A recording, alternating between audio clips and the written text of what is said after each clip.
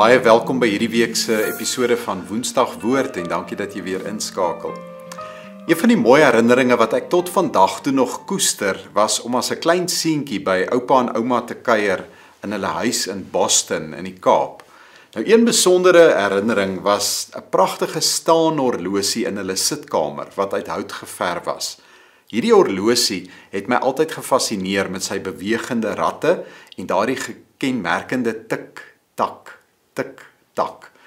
Soms het die horlosie gaan staan en dan het my oupa die glasdeurtjie oopgemaak en ek kon help om hierdie horlosie weer op te wen sodat dit weer kan begin tyd hou. En of ek nou op die vloer in die sitkamer met my speelgoed gespeel het of op die rusbank gelê en luister het na radiostories of sommer net in stilte by die volwassenes gesit het, hierdie horlosie het aangehou met sy kenmerkende tik geluid. Dit was eers veel later toe ek al 'n volwassene was wat ek besef het dat daardie getik oor meer gegaan het as net die meet van tyd. Dit was ook simbolies van die lewe wat aanhou beweeg en dat oomblikke kom en gaan. Nou soos wat 'n mens ouer word, kry jy ook 'n ander perspektief op tyd en ook hoe God se siening van tyd ook verskil van ons sin. In die Bybel is tyd nie net sekondes wat verby tik nie. Tyd is ook gelaai met betekenis. Dit is die ruimte waarin God werk, waarin hy met sy kinders praat en waar hy mense roep om lewens van wysheid en ook betekenis te leef. Tyd, ontdek ons, soos wat ons ouer word, is onkeerbaar. Dit loop aan sonder dat enige iets of enige iemand dit kan stop. Tyd, weet ons ook, kan nie teruggedraai word nie. 'n oomblik of 'n geleentheid wat verby is, kan nooit weer herskep of vasgevang word nie. Tyd is ook universeel. Dit maak geen onderskeid nie. Elkeen kry eweveel daarvan en dit beïnvloed elke mens, elke dag, ongeag waar jy woon of selfs wat jy glo. Tyd is daarom 'n geskenk wat ons nie ligtelik moet opneem nie. Nou wanneer ons hierdie eienskappe raak sien, dan begin ons ook verstaan waarom die Bybel so ernstig is oor hoe ons tyd hanteer. In Efesiërs 5, vers 15 tot 16, daar gee Paulus vir ons 'n waarskuwing, eintlik aan die gemeente in Efese, en hy sê die volgende: Wees baie versigtig hoe julle leef, nie soos onverstandiges nie, maar soos mense met insig.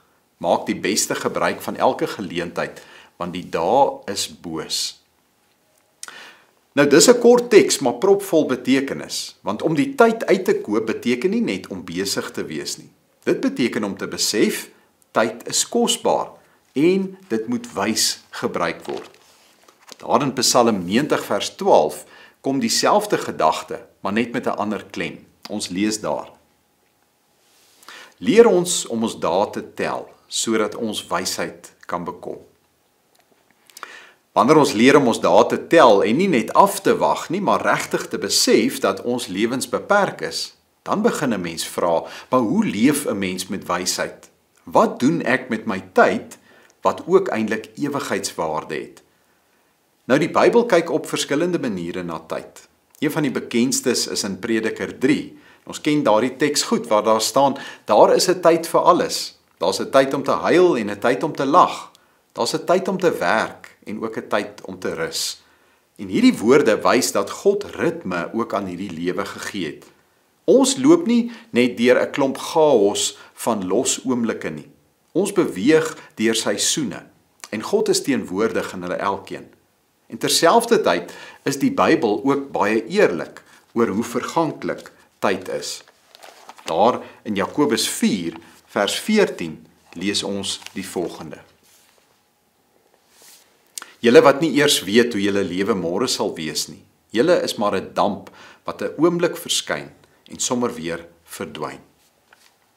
So hierdie realiteit is nie bedoel om ons te ontmoedig nie, maar juis om ons ook wakker te maak. Want ons is tydelik en daarom beteken dit dat elke dag saak maak. In Christus kry tyd egter ook 'n nuwe betekenis. En daar in Markus 1, dan lees ons die volgende van vers 15 af. Die tyd het aangebreek en die koninkryk van God het naby gekom. Nou dit is betekenisvol, want God werk ook binne tyd. Hy het homself nie van tyd onttrek nie. Tog is God nie beperk tot tyd soos ons nie. Ek lees graag ook 2 Petrus 3, daarvan vers 8 af, wat die volgende sê. By die Here is 1 dag soos 1000 jaar, en 1000 jaar soos 1 dag. So ons kan hoor, sy perspektief is anders en veel groter. Ons sien net fragmente, maar God sien die geheel. Want hy is die Alfa en die Omega. Hy is die een wat aan die begin en die einde staan, en wat ook alles tussenin in sy hand vashou. Ek dink dan ook sommer aan Jesus se woorde daar in Johannes, hoofstuk 9, daar by vers 4, waar hy die volgende sê. Solank as dit nog dag is, moet ons die werk doen van hom wat my gestuur het. Die nag kom, wanneer niemand kan werk nie. So ek hoop jy kan hoor, elke dag is 'n geleentheid. Maar die geleenthede gaan nie altyd daar wees nie. Die nag gaan ook kom, nie as 'n dreigement nie, maar as 'n herinnering. 'n Herinnering dat ons nie moet uitstel nie, dat ons nou moet doen wat ons weet ons moet doen. So as tyd kosbaar is, moet ons ook waaksaam wees oor dit wat dit steel. Partykeer is dit eenvoudig ons eie luiheid of passiwiteit. Want as ons nie 'n doel het om voorop te staan nie, is dit baie maklik om deur die dag net te dryf sonder rigting. Ander kere mors ons tyd ook op 'n klomp afleidings. Veral in 'n wêreld vol skerms en geraas en konstante stimulasie is dit baie maklik om ure te verloor sonder dat jou siel eintlik gevoed word. Partykeer is dit ook vrees wat ons van tyd kan beroof. Ons sal eerder uitstel as om te doen wat die Here van ons verwag. Partykeer omdat ons onseker is en ander kere omdat ons dalk bang is om te waag. So tydrowers maak dat ons perspektief verloor op die ewigheid. En sonder 'n ewige perspektief leef ons baie maklik net vir gemak en plesier of selfs prestasie, maar nie noodwendig vir dit wat standhoudend is nie. So om tyd reg te gebruik beteken nie om alles natuurlik vol te pak met 'n klomp pligte en nooit te rus nie, maar dit beteken eerder om met betekenis te begin leef, want dit begin daarom alles by God, om elke dag in sy teenwoordigheid te begin, met jou hart ingestel op wat werklik saak maak.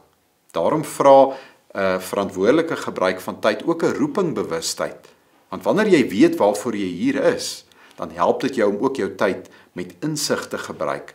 Dan word keuses eenvoudiger, omdat jy weet watter pad jy moet loop. 'n Lewe wat die tyd uitkoop, is daarom nie chaoties nie, maar is gestruktureer. Daar is 'n plek vir werk, maar ook vir rus en verhoudings en ook naaste diens. Wanneer jy weet wat prioriteit het in die lewe, gaan jy ook meer tyd gee aan dit wat regtig waarde het. En dikwels is dit in die klein dingetjies waar dit begin, om byvoorbeeld teenwoordig te wees en bewustelik te leef daar waar jy is, om 'n vriend te bemoedig, om getrou te wees in elke eenvoudige taak. Dis op die ou en die klein aksies dag na dag wat betekenis gee in ons lewens. So elke dag is 'n geleentheid. En daarom moet ons elkeen aan die einde van die dag ook eerlik met onsself wees en vra, het ek my tyd vandag goed gebruik vir dit wat saak maak? Het ek die geleenthede raak gesien en benut? So mag ons daarom elkeen ook elke dag leef met die wete dat elkeen van ons eendag voor die Here gaan staan en ook rekenskap moet gee. Nie van hoeveel minute ons gehad het nie, maar van wat ons daarmee gedoen het. En miskien, net miskien, sal daardie sagte tik-tak van 'n horlosie in jou ook die herinnering van iets in jou wakker maak. Die wete dat jy nie net tyd laat verbygaan het nie, maar dat jy elke oomblik benut het. Amen. Kom ons bid saam. Here, U is die een wat elke oomblik in ons hande plaas. Dankie vir die genade van nog 'n dag, nog 'n geleentheid, vir nog 'n kans om lief te hê, nog 'n geleentheid om te dien en ook met wysheid te lewe. Vergewe ons waar ons dikwels tyd mors op dinge wat nie standhoudend is nie. Leer ons om ons dae te tel, om elke geleentheid raak te sien en om met ewigheidswaarde te leef. Mag die sekondes van ons lewens nie net verbyflits nie, maar mag dit getuig van gehoorsaamheid en betekenis. Hou ons naby aan U ritme. Ons bid dit in Jesus se naam. Amen.